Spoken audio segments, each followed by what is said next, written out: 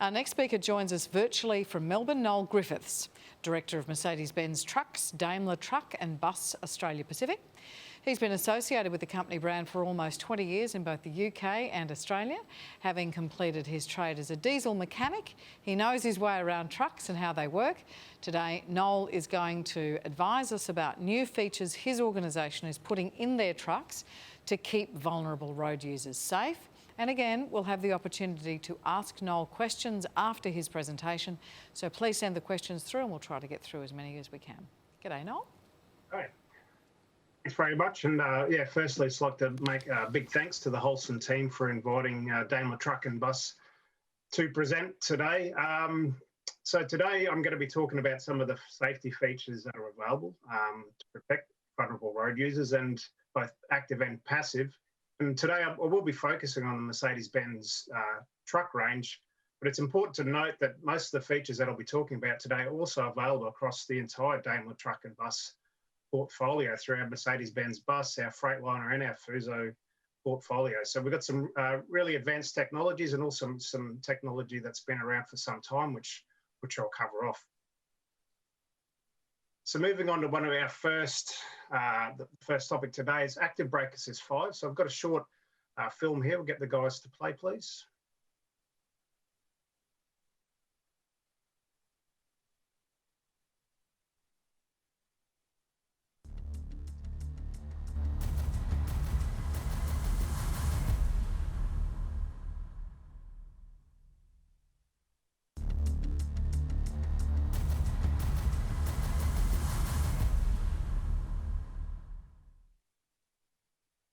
Okay, so active brake assist 5. So as it explains there, this is the 5th generation of our active emergency braking system. So we've developed this system over the last 15 years now to a point now where we have pedestrian protection and 100% pedestrian detection. So what that means is that if a pedestrian walks out in front of a vehicle, the truck will detect and initiate an emergency braking and bring that vehicle to a complete stop. So protecting those vulnerable road users is obviously a really important part of the DNA of Mercedes-Benz.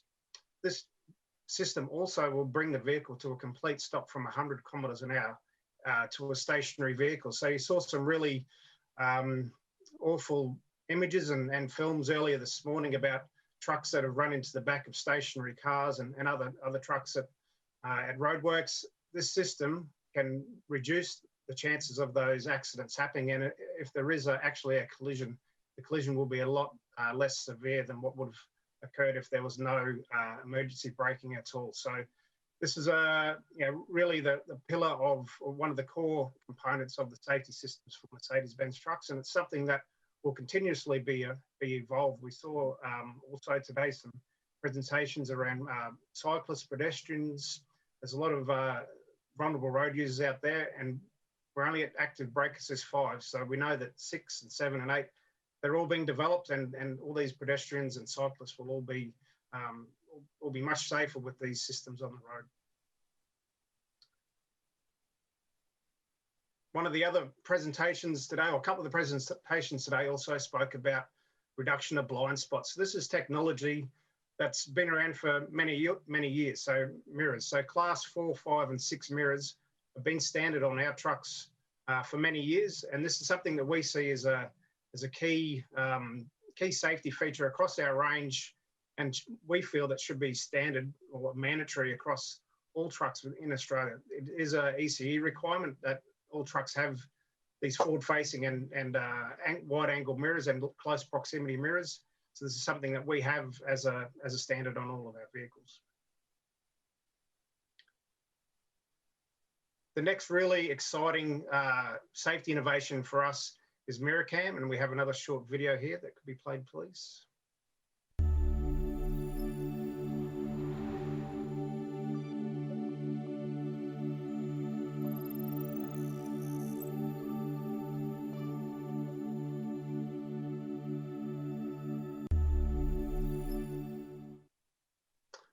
So this is a really exciting technology for us, and it was actually mentioned in the presentation this morning from the NH3R. So Miracam replaces our Class 2 and Class 4 mirrors with a digital camera on the side of the cabin and transmits those images in live time to the screens on the A-pillar. So we have many advantages with this system, from fuel efficiency right through to safety. So if we take away the large rear view mirrors on the side of the truck, then we gain a fuel efficiency benefit there. And also those mirrors on the outside of the vehicle, in all cab over vehicles, do create a blind spot. So with Miracam, those blind spots are now completely eliminated. The other main advantage of Miracam is that we have a clear vision. So in a truck, when it's raining, our mirrors get wet, the windows get wet, so the driver has to look through water on the window and then water on the mirror. With Miracam, our image is always clear. It's not wet. It's not obstructed by water. The lens in the camera is heated, so the water just dissipates really quickly and has a special coating. Another advantage with Miracam is the wide angle view. So we have a much wider angle view than what we could achieve with standard mirrors.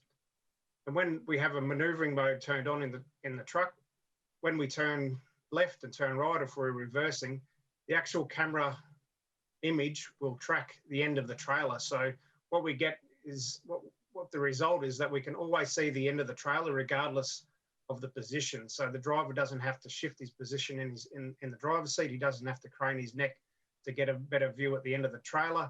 It's always automatically panning. So again, another huge safety advantage, which can be implemented with this type of system.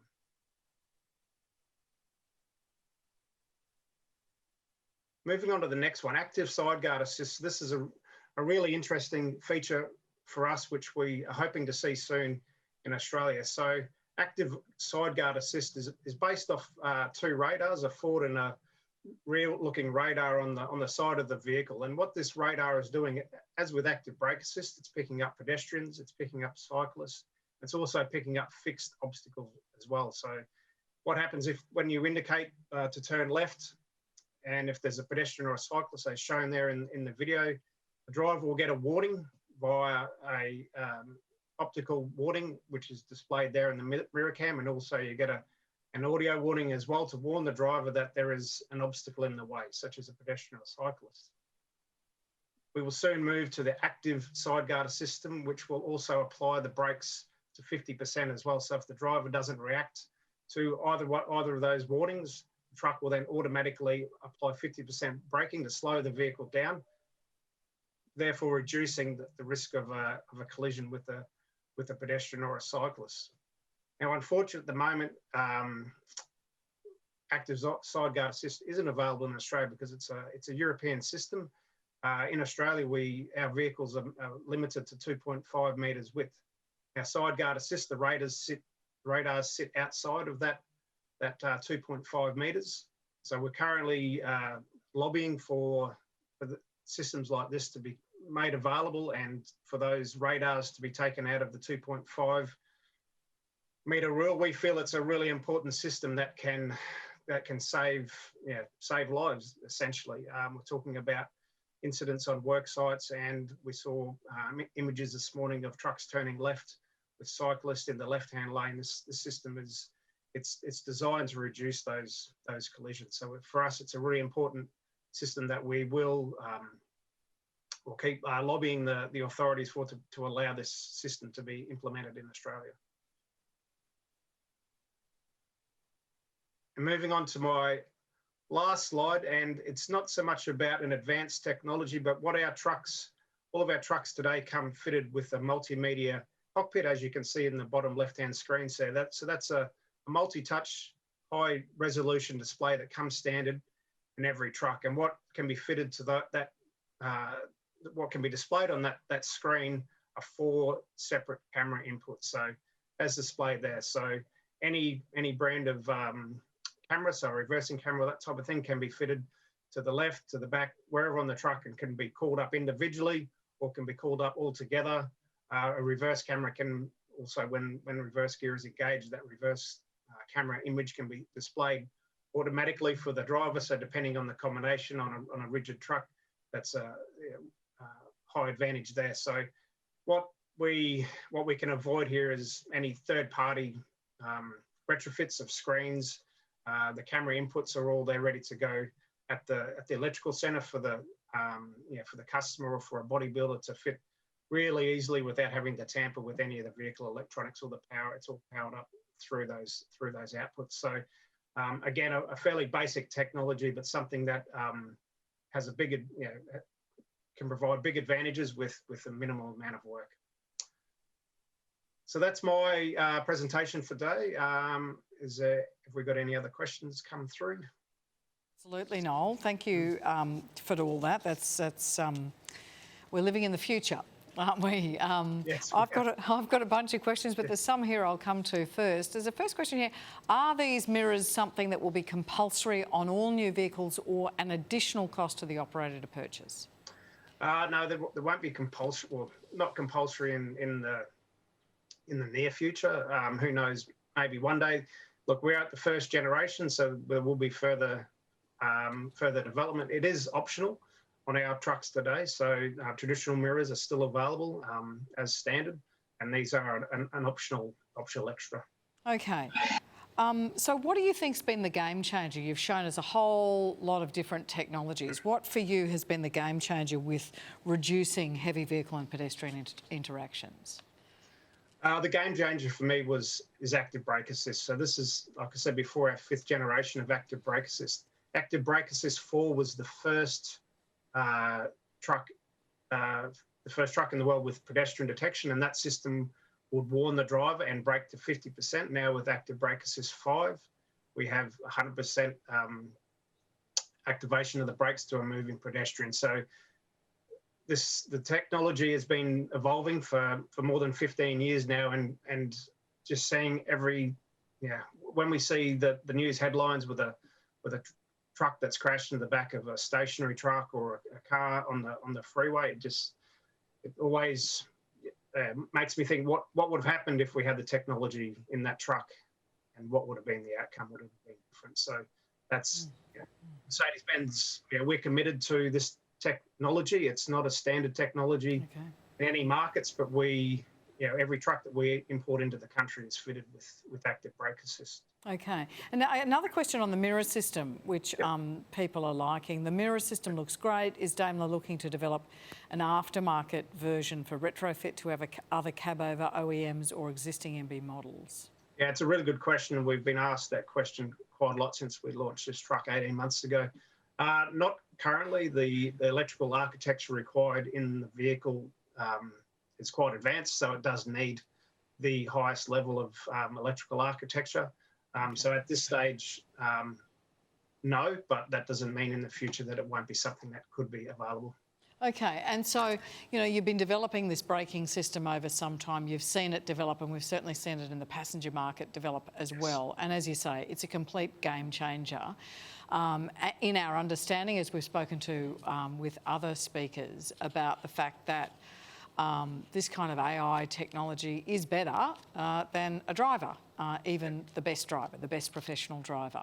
And that's something that we kind of have to wrap our head around. What are you looking to on the horizon? What do you see as the next big thing in terms of safety in these vehicles that will reduce these interactions with pedestrians and other vulnerable road users? Yeah, it's a really good question.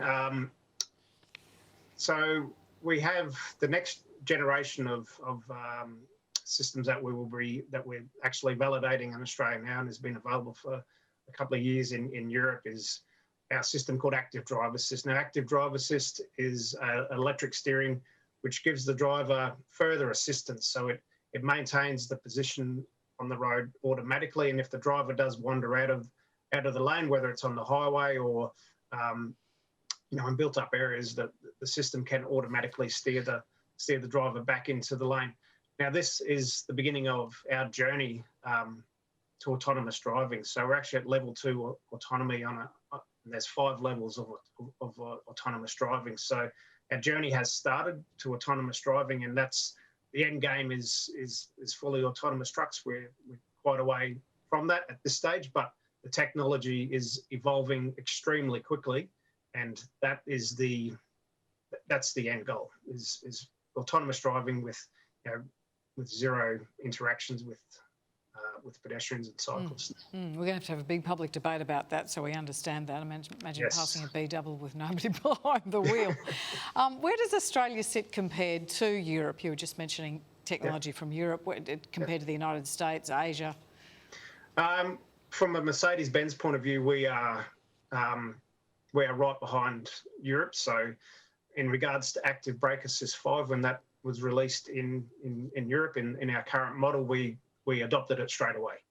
Active drive assist, we're a year or two behind, basically because we needed to validate it in our conditions, slightly different system. But any safety systems, as soon as it's available for our market, we adopt it straight away. The active side guard assist that I've mentioned, we would have had it in Australia by now if we could actually have it legally.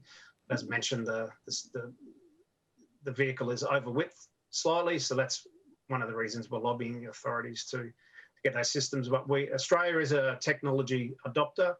That's acknowledged in our home market in Germany, so they know that we take technology as soon as it's available. So, yeah, we're right on track with the other markets. Yeah, and just take a little bit of time about explaining how you adapt it to Australian conditions. There's a great question come through. How does active brake assist operate for wildlife? And I'm not talking about a marsupial rat. I'm talking about a kangaroo at dusk and dawn, which is a really serious bit of marsupial. Yeah. Again, another excellent question. And we've answered this question many times to our customers, and they have the same question. So, the pedestrian detection, the system is smart enough. It understands the gait of a pedestrian, so the arms and leg movements. So a kangaroo or a cow standing in the middle of the road, the system does not detect that as a pedestrian because it doesn't have the same movement as a pedestrian. So it doesn't recognise it, and it doesn't react to wildlife. So importantly, with the pedestrian detection, it detects pedestrians over 1 metre tall. So at this stage, and as we've said, it's an evolution and it's always developing. I know for certain that they're currently developing it for cyclists, so it's an ongoing development. Yeah, and just last question. We also have heard a bit today about the importance of developing with drivers an understanding of what sort of safety systems you want, developing with drivers, putting them on a bicycle so they have an understanding not only of their responsibilities but how to keep the other person safe. So they're looking at every potential interaction with a vulnerable road user, and they're kind of able to see it from both people's points of view. So you've got this great resource in these drivers. Do you use that resource in developing this sort of technology, not only in Germany but here? Yeah, absolutely. Of course, we're bound to the development that comes out of Germany. But with every new model that we've released since 2015, we undertake a validation program. So 6 years ago, our previous model, we spent 18 months validating that particular model. 20 odd customers, couple of million kilometres were done in our truck by customers, and we got raw feedback from those customers. We're currently in the next validation phase now, where we validated the truck we released last year, and now we've just started a new validation phase for active drive assist. So we 100% we give these trucks to our existing customers and new customers, get their feedback. We have to make sure that these systems are right for Australia before we take them to market. We can't afford to promote and market something that isn't suitable for any of our conditions in Australia, which are significantly different to Europe. We drive faster and we have longer combinations and heavier combinations than in Europe. So we are very mindful that is a very important part of our launch phase when we're launching a new model, and we invest extremely heavily in that. So it's we definitely listen to our drivers and our customers. Okay, Noel, one final question. We've done roos, we've done cows, we've done people moving along. You're working on people on a bicycle. What if the person's standing absolutely still is the question on the board? Yes. Will it detect them if they're just standing there looking at their phone? Yes, yeah, of course. Same, that exact question we've had as well. What for a stationary pedestrian? Today, Yes, of course, it's being developed. It's all. This will continue to develop. Well beyond our years, and I'm confident that the system will become more and more accurate. The resolution becomes higher, and the protection that we provide the pedestrians and the cyclists will just continue. Okay, so the answer is not right now, but you're working on it. Correct. Okay. Thank you very much, Noel. Very much appreciate that. Pleasure. Noel Griffiths there with that presentation.